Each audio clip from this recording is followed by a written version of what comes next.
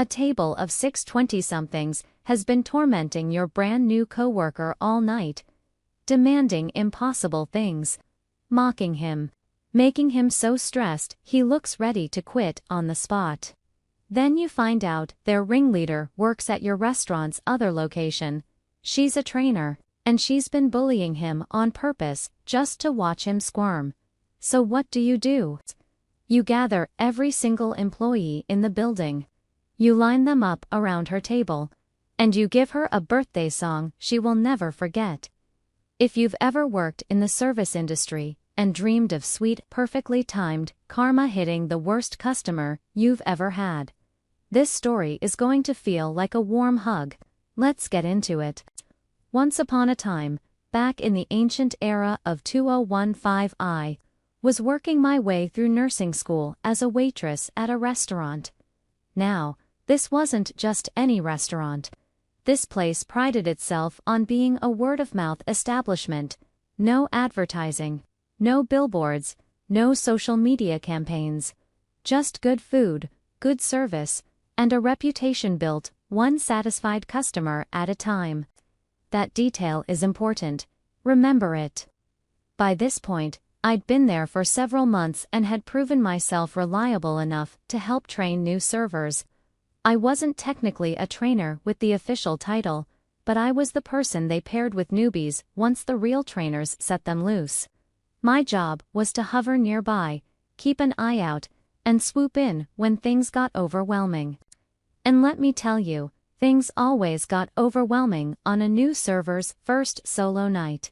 We had this one guy, older gentleman, a little awkward, a little shy, clearly nervous about making mistakes. But honestly, he was great to work with, eager to learn, respectful, genuinely trying his best. On the night of our tale, he was stationed in the section right next to mine. Perfect setup. I could keep an eye on him without hovering. Easy to pop over when he hit the weeds. And he would hit the weeds. It was his first night with his own complete section. Weeds were inevitable. I was ready for that.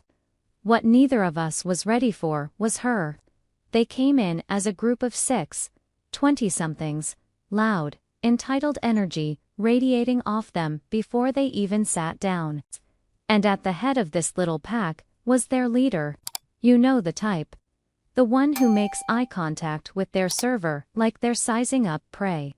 The one who speaks slowly, condescendingly, like they're doing you a favor by gracing your establishment with their presence.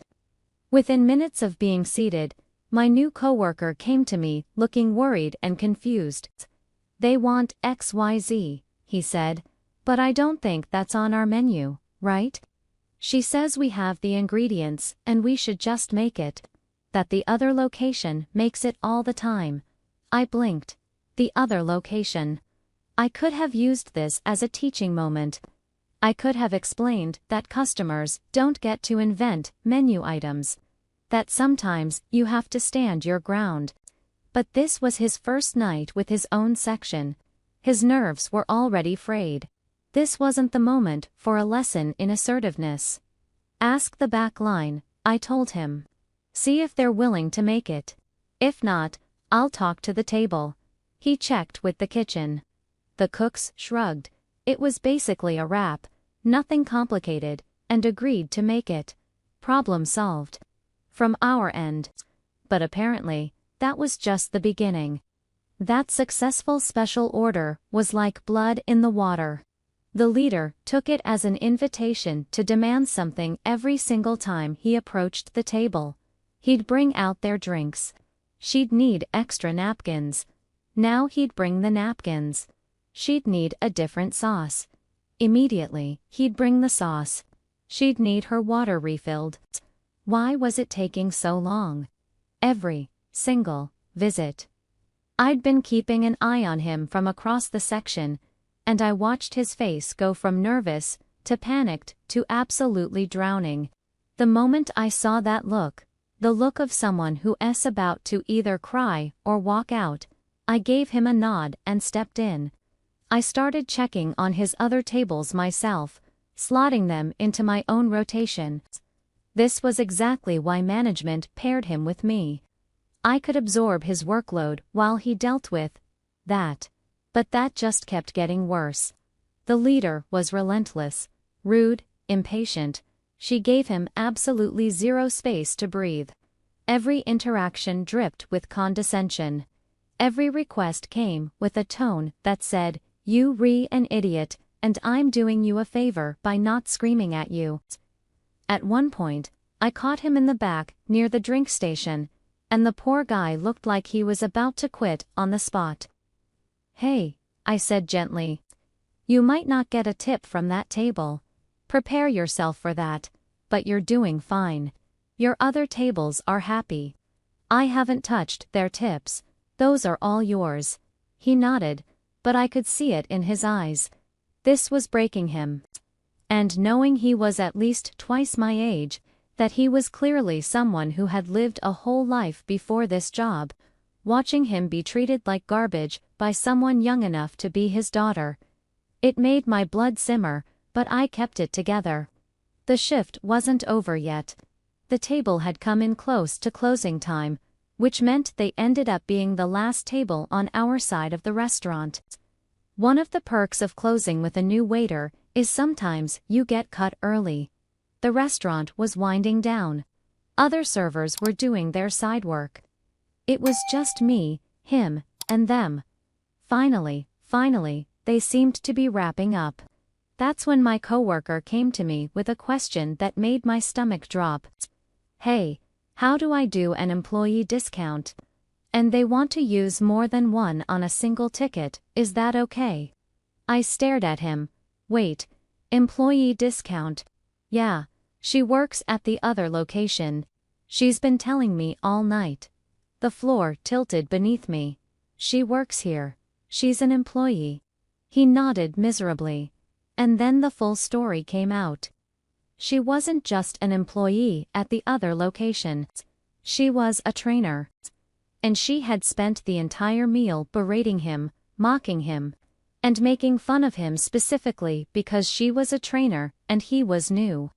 "You're the worst waiter I've ever seen," she had apparently told him. Multiple times, with her whole table laughing along. That's why the other location made her special off-menu items, because she worked there.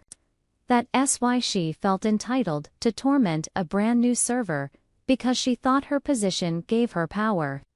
That's why he looked like a broken man, because a supposed professional had spent 2 hours systematically destroying his confidence for entertainment. Oh, and it got better. She was now claiming there were multiple birthdays in the group, which meant free cakes all around. And she wanted the birthday song. Immediately, to say I was livid would be like saying lava is warm. I wanted to throw hands, but I didn't, because I had a much better idea. "Prep the cakes," I told him, keeping my voice calm, even though my heart was pounding. "But don't go out yet. I need to talk to the manager about the employee discount. And I'll gather the staff for the birthday song." He nodded, confused but trusting. Now, technically, we didn't need a manager to process an employee discount. We could do it ourselves. But this was a very special case, and I needed backup. Our managers at this restaurant were amazing. All of them. They actually had our backs, which, if you've ever worked in food service, you know is incredibly rare. We loved them. They loved us.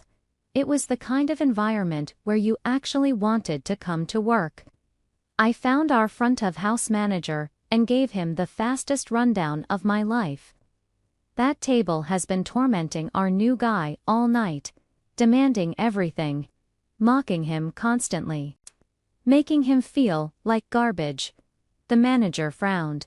"That's rough, but she works at the other location," I interrupted. "She's a trainer, and she's been bullying him on purpose because she thinks it's funny." His expression changed. The frown deepened into something colder, quieter. "Remember what I said about this being a word-of-mouth restaurant? About reputation being everything. Yeah." Management was not about to let a company employee, especially a trainer, represent them this way. Even if she wasn't technically his employee. "What do you want to do?" he asked. And then I told him. He smiled. Not a nice smile. This is going to be good smile. "Do it," he said. "I'll handle the discount situation. And I have a phone call to make." He grabbed the employee numbers she'd given for the stacked discounts, which, by the way, any real trainer would know, cannot be combined on a single ticket, and headed for the office. Meanwhile, I had a birthday song to organize. I ran through the restaurant like a woman possessed. Remember, half the building was closing down, which meant we had tons of available staff, servers, bussers, food runners, even one of the dishwashers. I gave each of them the fastest explanation possible. "See that table in the corner? The woman has been bullying our new guy all night because she's a trainer at the other location. She thinks she's untouchable. She demanded free birthday cakes and a birthday song. We're going to give her one she'll never forget. Follow my lead. And bring volume." Every single person I asked said yes. Some of them grinned. Some of them cracked their knuckles like they were preparing for battle. One of the line cooks actually poked his head out from the kitchen to join. We were ready. I found my poor, nerve-wracked coworker waiting by the dessert station with a tray of birthday cakes. "We're ready," I said. "Let's drop the cakes." He looked at me, then at the small army forming behind me, and his eyebrows shot up. What's happening?" "Justice," I said. "Just follow along." We marched toward the table. Now, you have to understand the layout here. This was a corner table, last table in the section. The restaurant was mostly empty. Sound bounced in that corner like an echo chamber. Perfect acoustics for what we were about to do. The crowd that arrived at that 6-person table was honestly the largest group I had ever seen assembled for a birthday song at this restaurant. And I'm pretty confident it was the largest that restaurant will ever have. There had to be at least 15 of us. Maybe more. Servers, bussers, kitchen staff, a dishwasher still wearing his apron. We surrounded the table in a semicircle, trapping them in that corner. We placed free birthday cakes in front of every single seat. The leader had the most self-satisfied smirk on her face as we lined up. She was basking in it. All these employees gathered just for her. All this attention. All this service. She had no idea what was coming. We all took a deep breath, and then we sang. Except we didn't just sing. We screamed. Every single one of us sang that birthday song, as loud as humanly possible. Full volume, full force. No holding back. Happy birthday to you. The acoustics in that corner were perfect. Our voices hit the walls and bounced back, amplifying the sound, creating this wall of pure audio assault. Happy birthday to you. Their smiles dropped immediately. The leader's smug expression crumbled into shock, then discomfort, then outright pain. Her hands flew up to cover her ears. Her friends flinched, ducking, trying to escape the onslaught. But there was nowhere to go. We had them surrounded. Happy birthday, dear. And this wasn't a short song. Oh no, this restaurant had a special birthday song, a long one, an excruciatingly long one, verse after verse. And we sang every single word at maximum volume. I know it hurt my ears. I could feel the vibrations in my chest. My throat was raw by the end. But the pain in my ears. That's a memory that still makes me smile to this day. We stood there, this giant, grinning group, happily screaming in their faces while they winced and covered their ears and looked desperately around for escape. When it finally ended, we all smiled sweetly, wished them a wonderful birthday, and dispersed like nothing had happened. The leader sat there, stunned, ears probably ringing, cake untouched in front of her. She had wanted attention, she got it. But that wasn't even the best part. Remember, our manager, the one who went to make phone calls. While we were gathering our army and planning our sonic assault, he had been busy. First, he processed her ticket. No stacked employee discounts, which she, as a trainer, should have known weren't allowed. No discount at all, actually. Full price for everything. Then he called the manager at her location. Explained exactly what she had done. How she had treated a new employee. How she had represented the company. But he didn't stop there. He called the general manager. The one just below the owner in this small restaurant group. Her employee number was shared. Her behavior was documented. Statements were given. I know all this because I was there at the host desk when she was handed the phone. I watched her face go from confused to concerned to panicked. I watched her start to cry. I watched her make excuses, her voice cracking, trying desperately to explain why she shouldn't be fired. But the general manager had already been called. The owner had probably been informed. The decision had already been made. She was done. Now, I'm not psychic. I can't say with 100% certainty that she never worked there again. Maybe she went back to her home location and convinced someone to give her another chance. Anything is possible. But I know how she treated that poor man. I know the tale I told my boss. And I know the quiet rage he so rarely showed, the kind of cold, controlled fury that only comes out when something truly wrong has happened. I would have almost given up my spot in that screaming birthday song just to hear those phone calls, almost after. She left tears still wet on her face. Dignity in tatters. I found my coworker in the back. He was leaning against the wall near the dish pit, looking shell-shocked. What just happened? He asked. We sang happy birthday, I said innocently. Very enthusiastically. He stared at me. Then, slowly, a smile broke across his face. That was for me. That was for all of us, I said. People like her think they can treat people like you, like us, like garbage, because they have a little bit of power. They think we'll just take it. They think there are no consequences. I shrugged. Tonight, there were consequences. He laughed, a real laugh. The first one I'd heard from him all night, and shook his head. I thought I was going to quit tonight, he admitted. I really did. I thought this job was going to break me. It won't, I said, because we look out for each other here. That's how it works. He stayed at that job for a long time after that night. Got better, got faster. Got confident enough to handle difficult tables on his own.